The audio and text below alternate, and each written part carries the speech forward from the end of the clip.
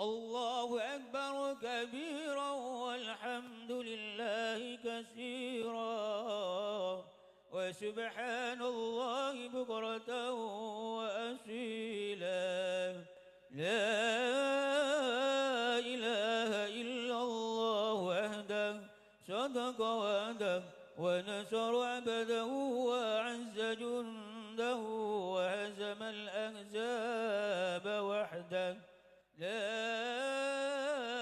إله إلا الله والله أكبر الله أكبر ولله الحمد الله أكبر الله أكبر لا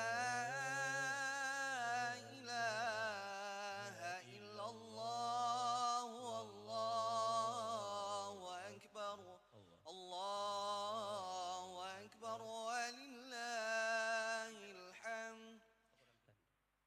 Diumumkan kepada seluruh jamaah Idul Fitri 1446 Hijriah bahwa imam adalah Saudara Muhammad Lutfi, mahasiswa Ekonomi Syariah, Fakultas Agama Islam Universitas Muhammadiyah Jember.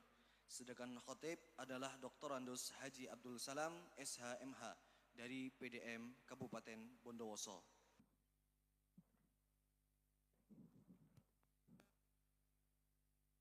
Allahu Akbar.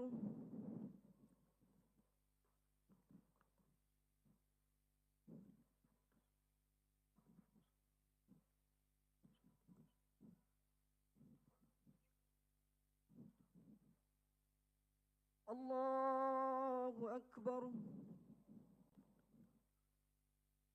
Allahu Akbar. Allahu Akbar. Allahu Akbar.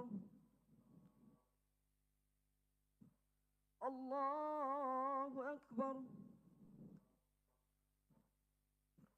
Allahu Akbar. Allahu Akbar.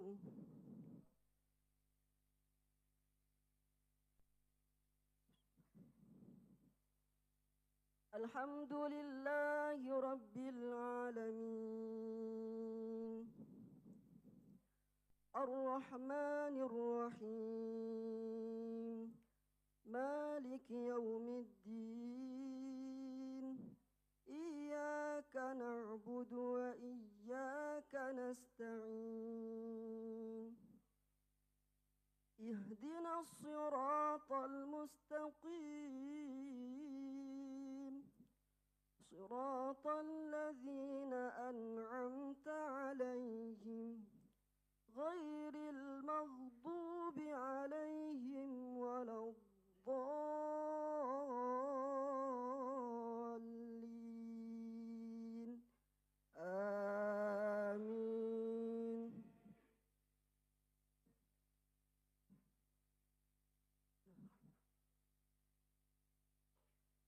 Sabbaha lillahi ma fis samawati wa ma fil ardh.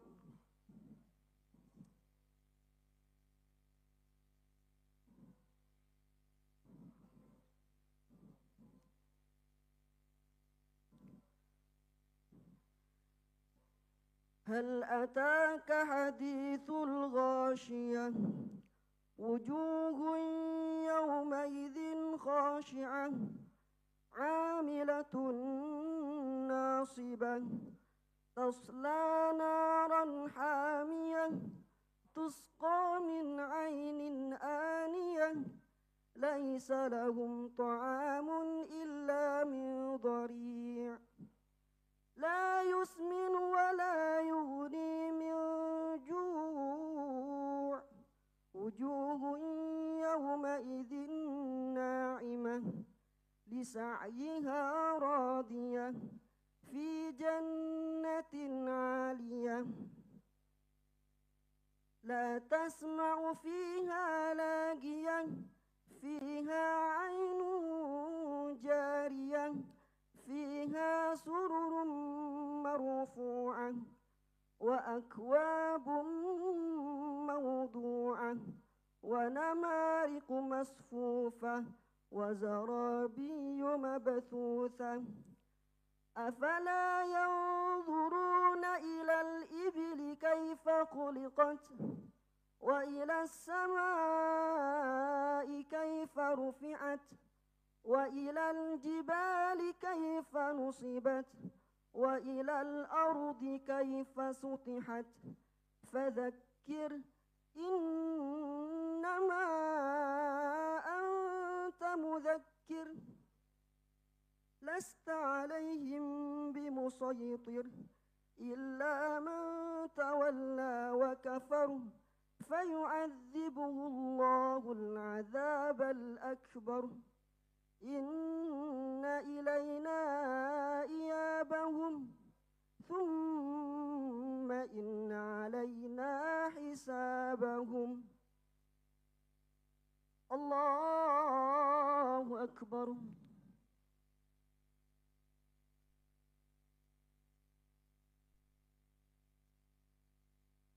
سمع الله لمن حمده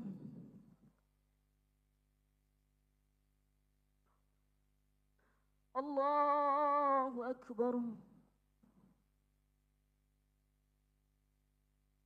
الله أكبر الله أكبر الله أكبر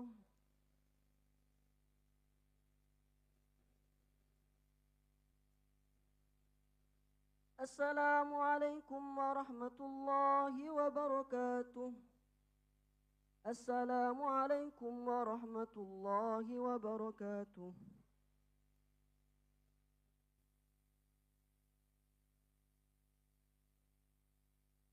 Assalamualaikum warahmatullahi wabarakatuh. Allahu Akbar. Allahu Akbar. Allahu Akbar. La ilaha illallah Allahu Akbar. Allahu Akbar walillahil hamd. Allahu Akbar kabira walhamdulillahi katsira. Wa subhanallahi bukratan wa asila. La ilaha illallah wahdah. Sadaqa wa'dah. Wa nasara abdah. Wa a'azza zundahu wa hazamal akhzaba wahdah. La ilaha illallah wa la na'budu illa iyyah. Mukhlisina lahuddin walau karihal kafirun. La ilaha illallah Allahu Akbar. Allahu Akbar walillahil hamd. Alhamdulillahi nahmaduhu wa nasta'inuhu wa nastaghfiruhu wa natubu ilaih. Wa na'udzu billahi min sururi anfusina wa min sayyiati a'malina. May yahdihillahu fala mudhillalah wa may yudlil falan tajida lahu waliyyan mursyida. Asyhadu an la ilaha illallah wahdahu la syarikalah wa asyhadu anna Muhammadan abduhu wa rasuluh arsalahu rahmatan lil alamin wa da'iyan ilallahi bi'idnihi wa sirajan munira.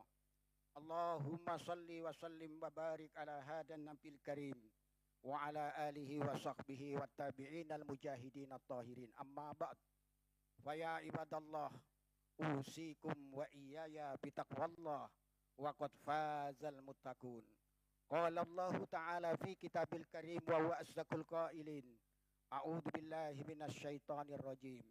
Ya ayyuhalladzina amanu taqullaha haqqa tuqatih wa la tamutunna illa wa antum muslimun. Wa qala ya ayyuhan nasu taqu rabbakumul ladzi khalaqakum min nafsin wahidah wa khalaqa minha zawjaha wa bassa minhuma rijalan katsiran wa nisaa wattaqullaha alladzi tasaaluna bihi wal arham innallaha kana 'alaikum raqiba. Wa qala ya ayyuhan nasu taqu rabbakum wa qulu qawlan sadida yaghfir lakum dunubakum Wa may yuti'illaha wa rasulahu faqad faza fawzan adima. Allahu akbar, Allahu akbar, walillahil hamd. Hadirin kaum muslimin muslimat rahimakumullah. Sejak tenggelamnya matahari tanggal 1 Syawal 1446 Hijriah kemarin, kita kaum muslimin menyambutnya dengan berbagai kegiatan. Pertama, kita kumandangkan kalimat takbir, tahlil dan tahmid. Kalimat takbir Allahu Akbar, Allah Maha Besar, sebagai ungkapan pengakuan kemahabesaran Allah. Jangankan kita manusia, makhluk yang kecil dan lemah, alam semesta dengan jutaan galaksi dan tata suryanya yang belum dapat dihitung jumlah dan volumenya adalah kecil di hadapan Allah. Karena dia hanyalah makhluk ciptaannya yang selalu tunduk dan patuh pada hukum dan ketentuannya. Kalimat takbir yang kita kumandangkan itu hendaknya dapat melenyapkan segala keangkuhan dan kesombongan kita. Karena sifat al-kibriya, kemahabesaran, hanya milik Allah. Dan Allah tidak suka kepada orang-orang yang sombong. Innallaha la yuhibbul mutakabbirin. Kita kumandangkan pula kalimat tahlil la ilaha illallah. Tiada Tuhan selain Allah. Merupakan pengakuan kita umat yang beriman bahwa tiada sesuatu yang patut disembah kecuali Allah. Matahari dengan energi panasnya yang tidak pernah padam sejak diciptakan. Bulan dan bintang-bintang yang bertebaran di jagat raya. Bumi dan gunung-gunung yang kokoh, yang daya letusannya dapat memporak-porandakan dan membinasakan kehidupan manusia. Lautan dengan gelombang tsunami-nya yang dapat menenggelamkan kehidupan manusia. Semua bukanlah Tuhan yang patut disembah. Karena dia hanya makhluk ciptaannya yang senantiasa tunduk pada ketentuan dan perintahnya. Kalimat tahlil yang kita kumandangkan itu hendaknya dapat melenyapkan segala kesyirikan pada diri kita, sehingga kita dapat memurnikan peribadatan kita kepada Allah semata. Kita kumandangkan kalimat tahmid, walillahil hamd, dan segala puji bagi Allah, sebagai suatu ungkapan pujian atasnya, karena segala bentuk kenikmatan dan karunia yang kita dapatkan di dunia ini adalah anugerahnya untuk kita umat manusia. Berapa juta ton hujan, air hujan yang diturunkan oleh Allah untuk keperluan kita umat manusia dan seluruh makhluknya. Berapa juta liter oksigen yang telah disediakan oleh Allah untuk kehidupan manusia dan seluruh makhluknya. Berapa juta pepohonan yang ditumbuhkan oleh Allah untuk memenuhi kebutuhan makhluknya. Berapa juta ekor ternak yang dilahirkan dari induknya. Semuanya adalah untuk umat manusia. Semuanya itu merupakan anugerah dari Allah yang jumlahnya tidak pernah terkalkulasikan oleh kita sekalian. Allah menyatakan di dalam Al-Quran, wa in ta'uddu ni'matallahi la tuhsuha innal insana ladzalumun kafar.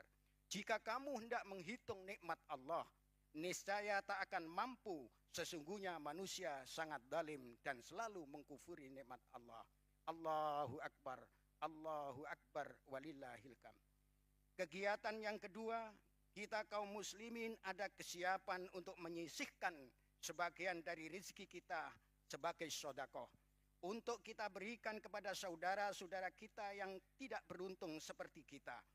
Sedekah tersebut dikenal dengan sedekatul fitri atau zakat fitrah, yang kita sadari fungsinya sebagai pembersih puasa kita dari kekejian dan kekotoran jiwa, dan sebagai sedekah bagi saudara-saudara kita, tuhratan lisaim wa tu'matan lil masakin, sebagaimana sabda Rasulullah sallallahu alaihi wasallam, faradallahu lakum shadaqatal fitri tuhratan lisaim wa tu'matan lil masakin, faman addaha qabla shalah fa hiya shadaqatun maqbulatun wa man addaha ba'da shalah fa hiya shadaqatun minas shadaqat. Allah memfardukan kepada kalian sekalian, kepada kalian semua, sedekah fitrah sebagai pembersih dari kita yang berpuasa, wa tu'matan lil masakin, dan memberi makan kepada saudara kita yang miskin. Faman addaha qabla shalah, barang siapa yang mengeluarkannya sebelum sholat, faya sodakotun makbulatun, maka itu adalah sodakoh yang diterima. Waman addaha ba'das sholah, siapa yang memberikannya setelah sholat, faya sodakotun minas sodakot, maka itu merupakan sodakoh biasa.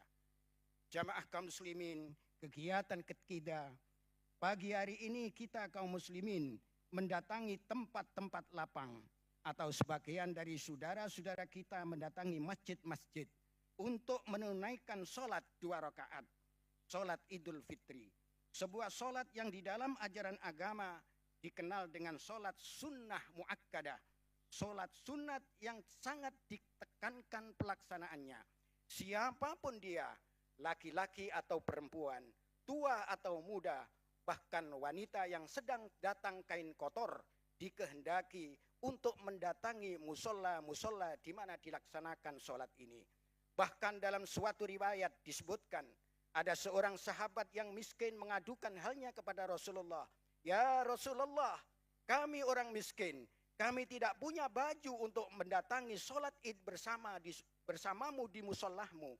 Nabi pun memberikan tanggapan, wahai saudara-saudaraku, siapa di antara kalian yang mempunyai pakaian lebih, hendaklah memberikan pinjaman kepada saudaramu ini, agar ia dapat bergembira bersama-sama kita. Mengapa demikian? Karena sholat ini adalah syiar Islam. Hari ini adalah hari kebanggaan umat Muhammad. Isyhadu bi anna muslimun. Pertontonkan bahwa kami adalah orang-orang Islam. Ini kaum muslimin. Ini kami kaum muslimat.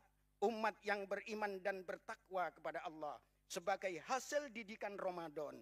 Umat yang wajib, yang siap mengantarkan bangsa dan negara ini mewujudkan negeri yang adil dan makmur. Manusia-manusia yang perlu dicetak adalah manusia yang beriman dan bertakwa, yang itu merupakan sebuah jaminan terwujudnya negara yang adil dan makmur.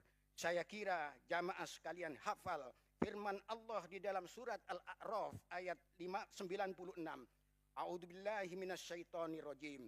Walau anna ahlal qura amanu wattaqau la fatahna alaihim barakatim minas sama'i wal ard walakin kadzabu fa akhadnahum bima kanu yaksibun.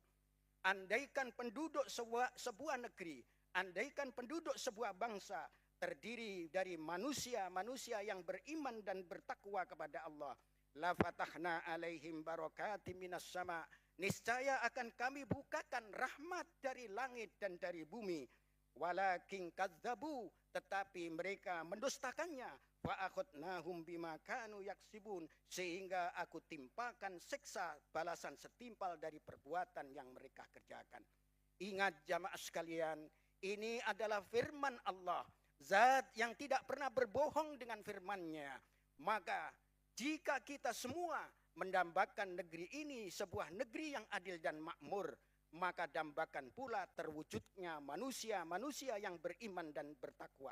Tanpa mewujudkan itu, walau kita putar otak kita, kita peras terniat kita untuk mewujudkan negara yang adil dan makmur, niscaya akan sia-sia, jauh panggang dari api. Begitulah kata bahasa.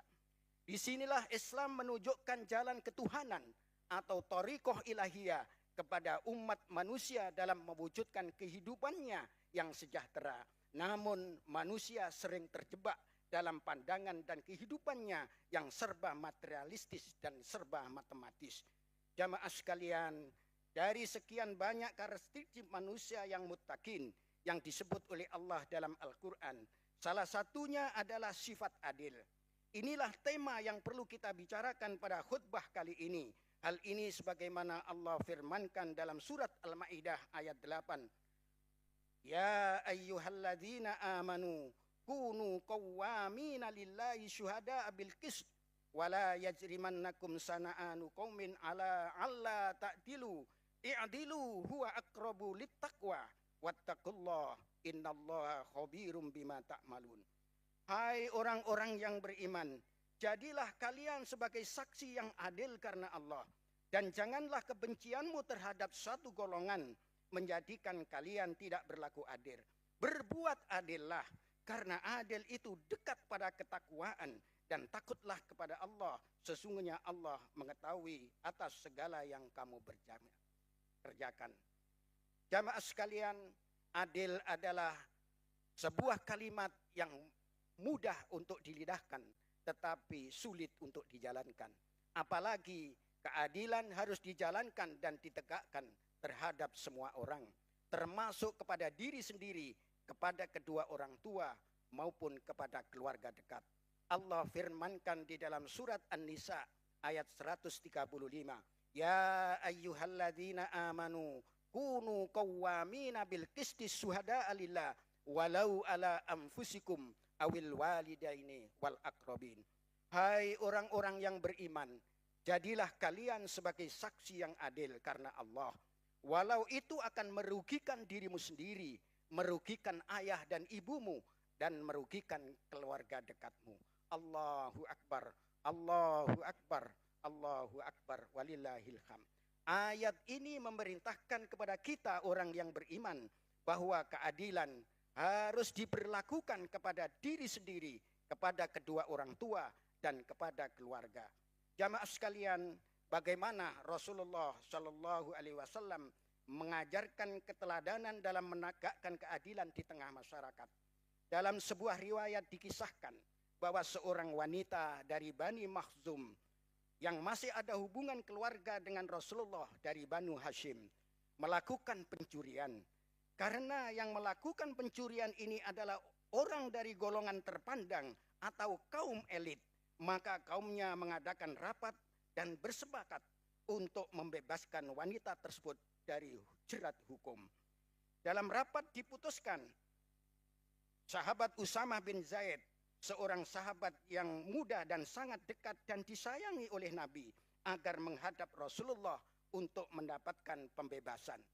Ya Rasulullah, sesungguhnya Bani Makhzum mengutusku untuk menghadapmu agar engkau bisa memberikan pemaafan hukuman atas kaumnya yang telah melakukan pencurian. Karena hal itu akan memalukan dan menjatuhkan martabat suku Bani Makhzum. Seketika wajah Rasulullah yang mulia itu berubah. Wahai Usamah, anakku yang kusayang, bagaimana aku bisa membebaskan seorang yang telah melakukan kejahatan dari hukum? Rasulullah kemudian bersabda dalam sebuah hadis yang cukup terkenal, Innama halakal ladina min qablikum kanu idza saraka minhumus syarif taroku wa idza syaraka minhumud dhaif qata'u walladzi nafsi biyadi lau syarakat Fatimatu binti Muhammad laqata'a Muhammadun yadaha. Innama halakal ladina min qablikum, sesungguhnya kerusakan kaum sebelum kalian adalah idza syaraka minhumus syarif, apabila yang melakukan pencurian itu adalah orang-orang terhormat, kaum elit, kaum yang terpandang kaya raya.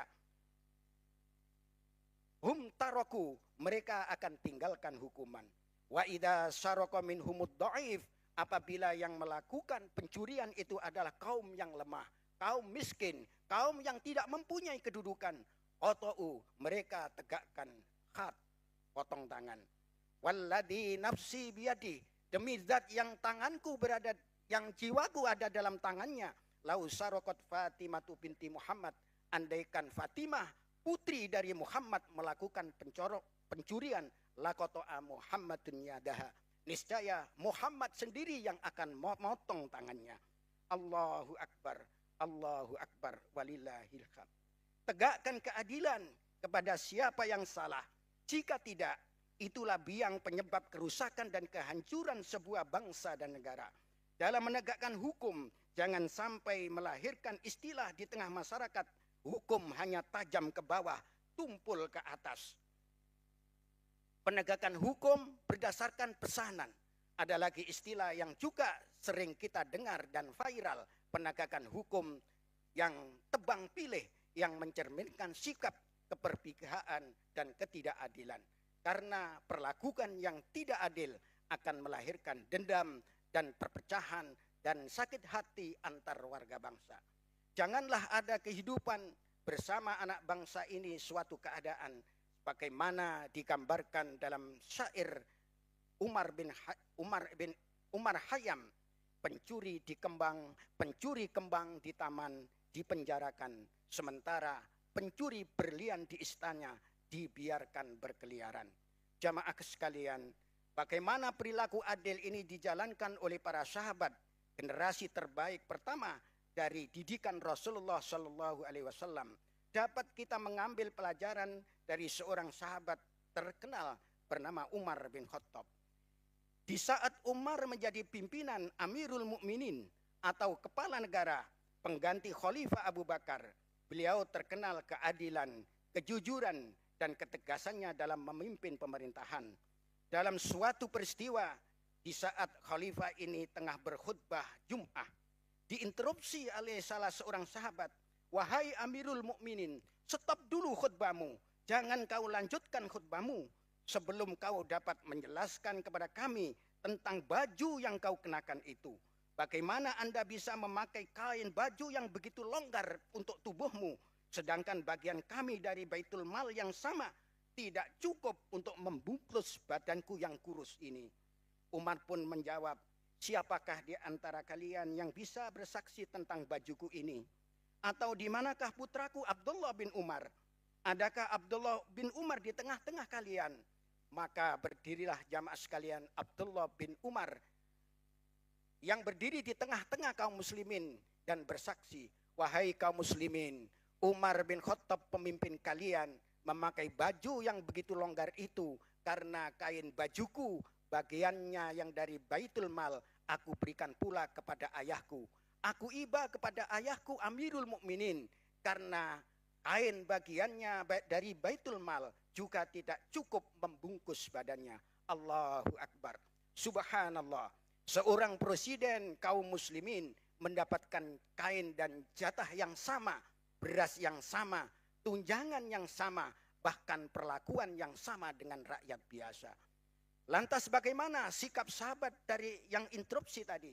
Dia berucap, "Sam'an wa ta'atan ya Amirul Mukminin."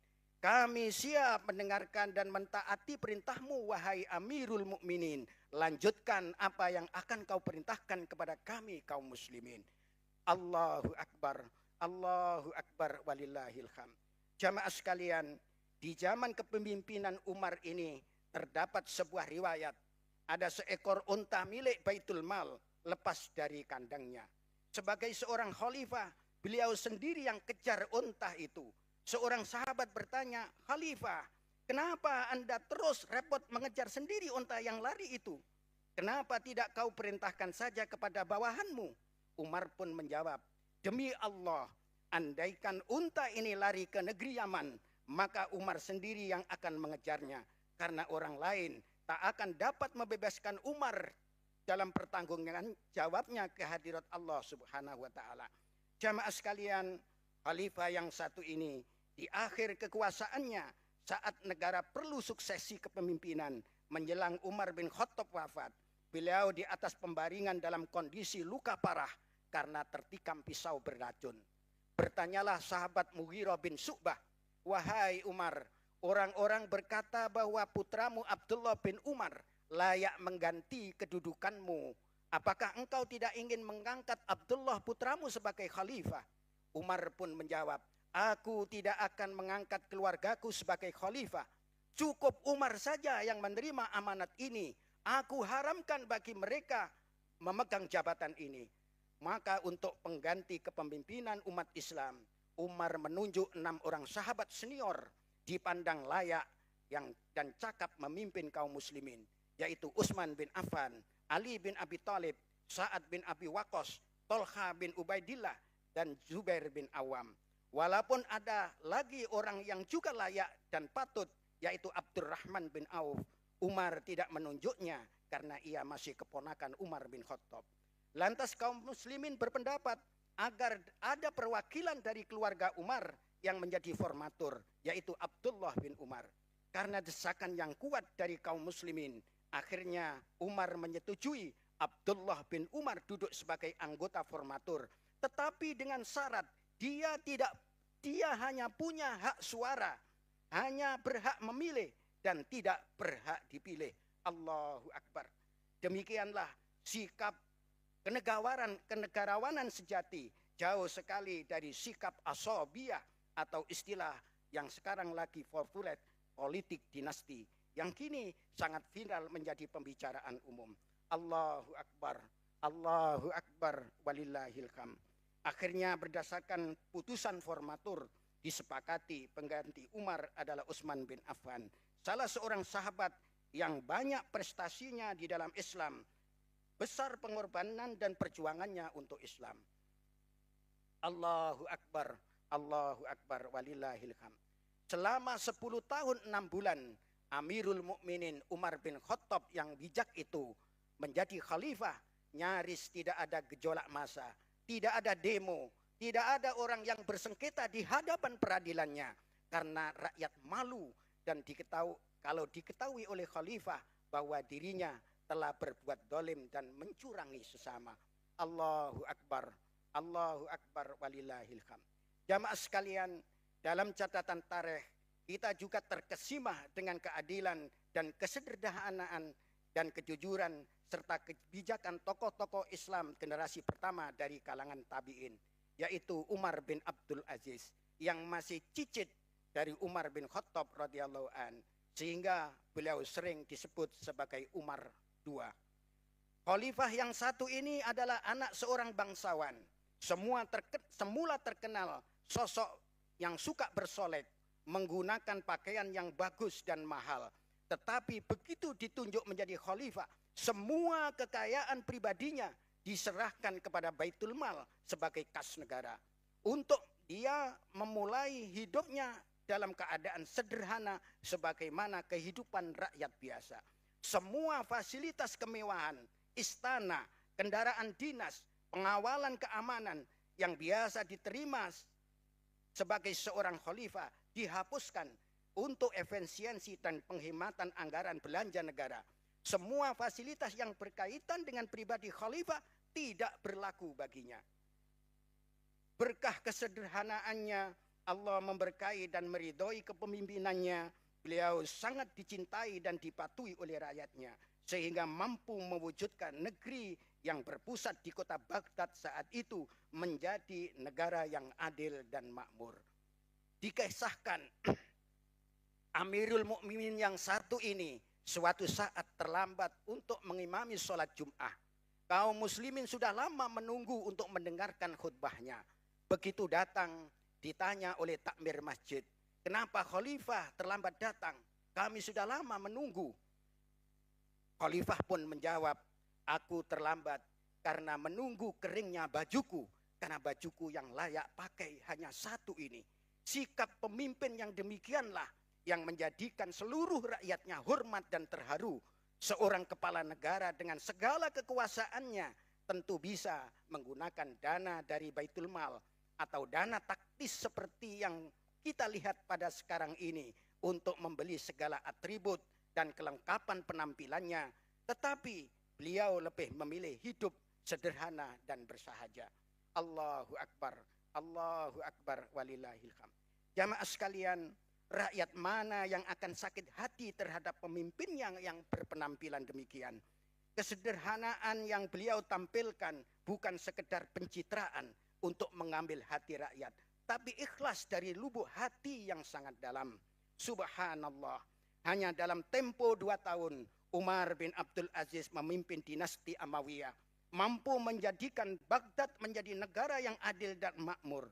Dikisahkan oleh petugas-petugas zakat, diketok-ketok pintu untuk menerima zakat, tidak ada seorang pun yang mau terima zakat yang ia berikan. Yang demikian ini bukan lantaran rakyatnya telah menjadi kaya raya, tetapi rakyat merasa berkecukupan, ikhlas dan sabar dengan keadaannya masing-masing, karena keadaan presidennya tidak lebih baik daripada rakyatnya. Allahu Akbar, Allahu Akbar, walillahil hamd. Tak ada kesenjangan jauh antara rakyat dan pejabat negara.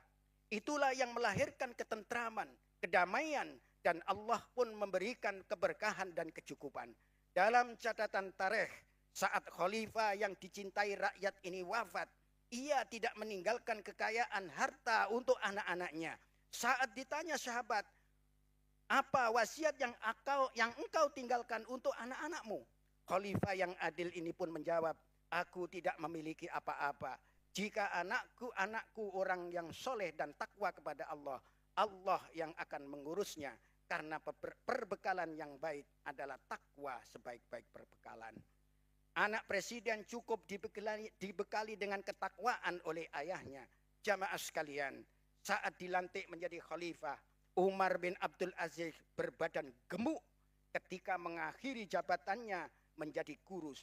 Semua sejarawan mengatakan bahwa khalifah yang satu ini benar-benar keterlaluan jujur dan adilnya, sehingga tidak sempat mengurus diri dan keluarganya. Allahu Akbar, Allahu Akbar, Allahu Akbar, walillahil hamd. Jamaah sekalian, sebagaimana kita sadari bersama bahwa kita bangsa Indonesia telah selesai berkontestasi politik sebagai eksistensi negara demokrasi. Namun dampaknya hingga saat ini kita rasakan kondisi sosial sering ada riak-riak kerawanan yang memicu adalah isu korupsi yang terus bermunculan, susul menyusul bagaikan balap mobil Formula 1. Yang menyusul belakangan prestasinya sering lebih fantastis dan selalu memecahkan rekor sebelumnya. Bagaimana rakyat bisa hidup tenang kalau melihat pemimpinnya tidak amanah dalam menjalankan kewajibannya. Sementara kehidupan rakyat semakin hari semakin sulit, bahkan ekonomi, pendidikan, dan lapangan pekerjaan.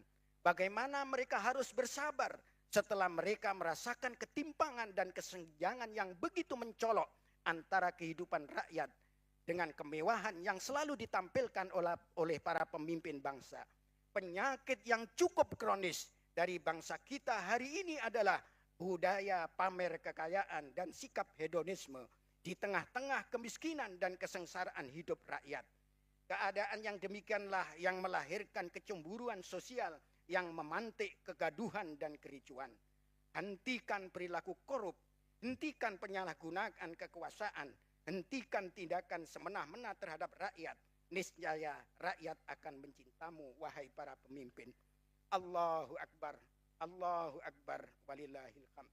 Jamaah sekalian, marilah kita jadikan puasa Ramadan yang telah kita jalani bersama sebagai titik balik untuk taubatan nasuha bagi kita sekalian, utamanya para pemimpin bangsa yang telah mendapatkan stigma buruk dari rakyat. Bertekadlah untuk tidak lagi berperilaku menyimpang, korupsi, menyalahgunakan jabatan, dan tindakan-tindakan lain yang merugikan rakyat. Perbuatan itu melukai dan menyakiti hati rakyat. Ingat, menurut ajaran agama kita, bahwa korupsi adalah jenis perbuatan mungkar yang ada sangkut pautnya dengan hak sesama manusia atau hak Adam. Allah tidak akan mengampuni dosa korupsi bila tidak dimaafkan oleh pemilik hak, yaitu seluruh rakyat Indonesia.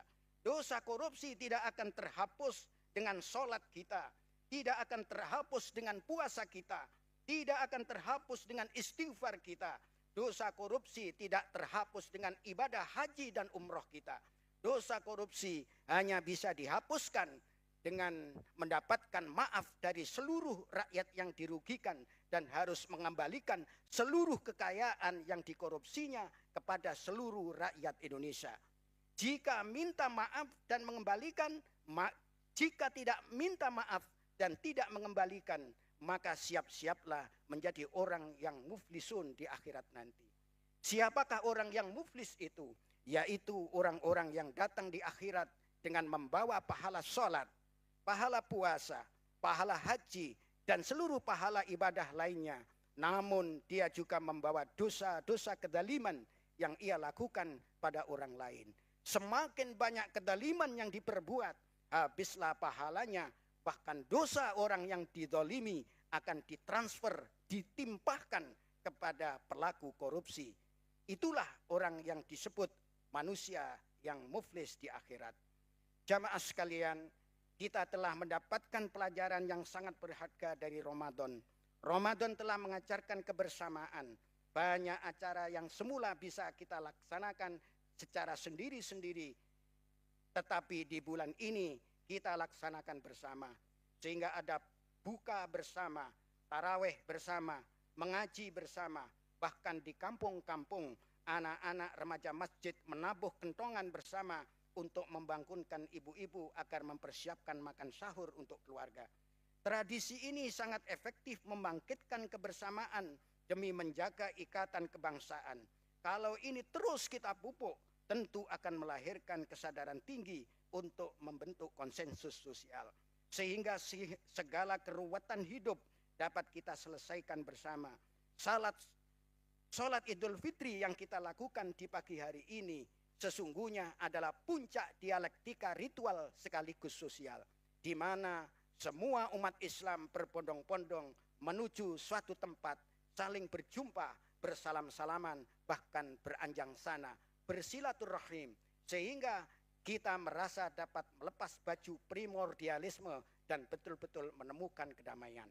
Pemaknaan sosiologis Ramadan ini linear dengan khutbah wada yang disampaikan oleh Rasulullah 15 abad yang lalu. Masa puncak kerasulan Nabi Shallallahu Alaihi Wasallam, bahwa kita sekalian dari satu turunan yaitu Adam, dan Adam dari tanah. Orang Arab tidak lebih utama dari non-Arab, pun juga begitu non-Arab tidak lebih utama dari orang Arab. Manusia yang paling mulia di sisi Allah adalah yang paling takwa di antara kalian.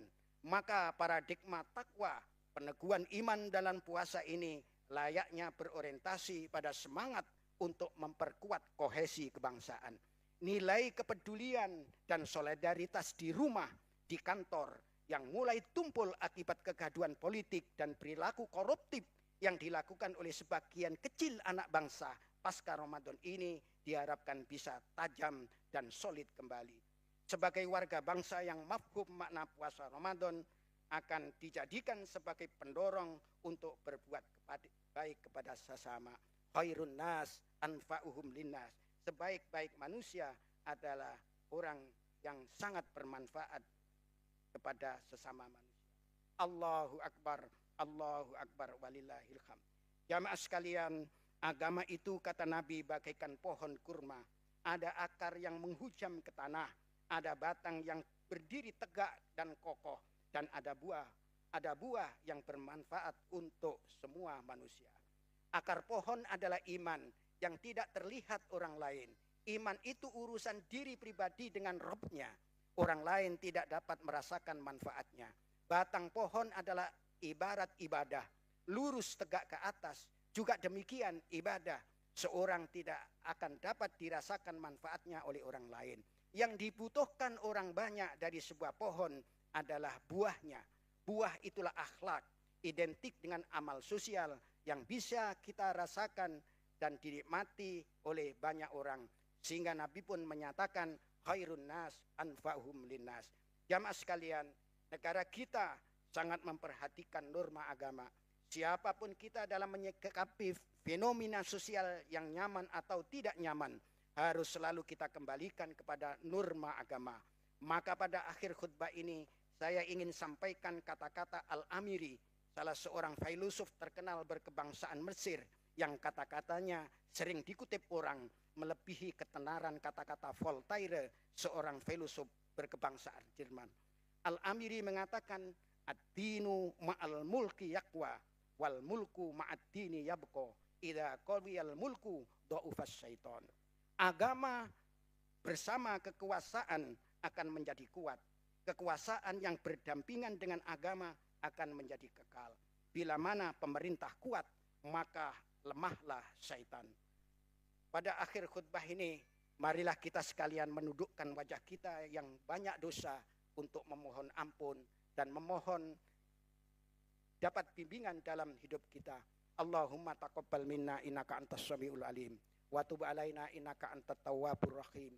Allahumma antal malik la ilaha illa anta rabbuna wa nahnu ibaduk zalamna anfusana wa i'tarafna bidunubina faghfir lana dunubana jami'a innahu la yaghfiru dzunuba illa anta wahdina li ahsanil akhlaq la yahdi li ahsaniha illa anta wasrif anna sayyi'aha la yasrifu anna sayyi'aha illa anta labbaika wa sya'daika wal khairu kulluhu fi yadaika wasyarru laisa ilaika nahnu bika wa ilaika tabarakta wa ta'ala Allahumma aslih lana dinana alladhi huwa ismatu amrina wa aslih lana dunyana alladhi fiha ma'asuna wa aslih lana akhiratana alladhi ilaiha ma'aduna waj'alil hayata ziyadatan lana fi kulli khair waj'alil mauta rahatan lana min kulli syarrin. Ya Allah, ya Tuhan kami, baguskanlah urusan agama kami, karena agama itu adalah pegangan hidup kami. Ya Allah, baguskanlah urusan duniawi kami, karena di dunia ini kami hidup dan mencari penghidupan. Ya Allah, ya Tuhan kami, baguskanlah urusan akhirat kami, karena di akhirat itu kami akan kembali dan dimintakan pertanggungjawaban. Ya Allah, ya Tuhan kami, jadikanlah kehidupan ini bagi kami sebagai wahana dan sarana untuk menambah amal saleh, dan jadikan kematian bagi kami sebagai penghenti dari keburukan kami. Allahumma ighfir lana dzunubana wa kaffir anna sayyi'atina wa tawaffana ma'al abror. Rabbana atina min ladunka rahmah wa hayyi' lana min amrina rasada. Rabbana atina fid dunya hasanah wa fil akhirati hasanah wa qina adzabannar. Subhana rabbika rabbil izzati amma yasifun wa salamun alal mursalin walhamdulillahi rabbil alamin. Allahu akbar walillahil hamd. Wassalamualaikum warahmatullahi wabarakatuh.